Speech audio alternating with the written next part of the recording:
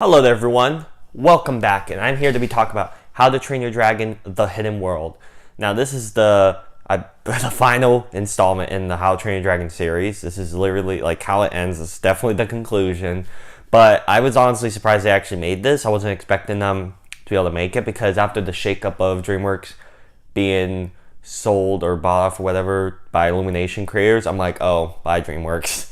Boy, nope, here they are. I mean, it took 2 years since they were bought off, but this is like their first film since I believe Trolls or something. So, and the last film came out in 2014. So and that film ended pretty nicely. So I wasn't really expecting the third one, but they decided to make one, and let's just dive into it. So basically, it takes place, I believe, a year around the last one. That's what it usually states in the film, and it's this, like dragons are at their village and stuff of Burke or whatever, and this is like a camping ground basically for dragons to come and visit and stuff.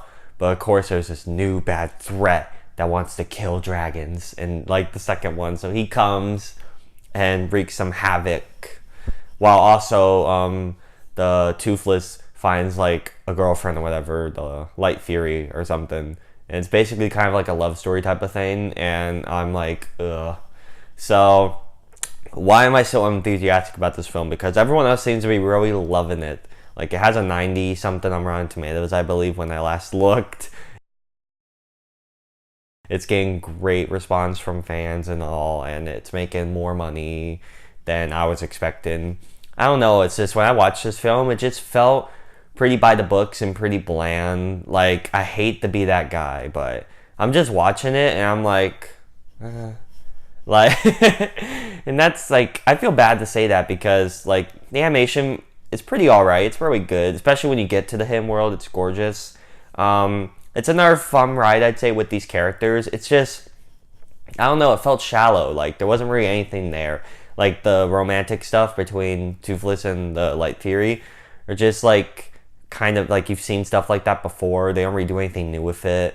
There wasn't really a need to make this a love story. And it just felt weird. Like when I was watching it, even I was thinking, because I watched Grace Randolph's review like a week or so ago, and I was intrigued by what she said. She said how she thought of the series as like a friendship instead of like an owner and its pet, like between like a mutual respect with each other with Toothless and Hiccup. And you could tell throughout the first two films, like the first film, they basically like he deforms him by like his back wing, he has to fix it and all, so he helps him out, but then Toothless saves him at the end, so he has a amputee leg. So it's kind of like a respect, like a mutual like connection that they have.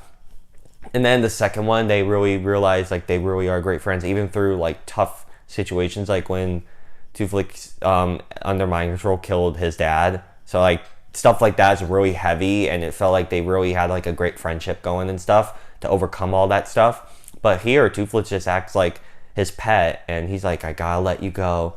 And I'm like, what is this? This isn't what I was thinking they were doing here. So Grace Randolph made a great point there where, yeah, I thought this was supposed to be like a mutual friendship, like a mutual, like we're equals in a way. Like we are like, I was expecting something like that. I wasn't expecting this kind of thing. It felt really weird, especially when the first two films didn't make you think that at all.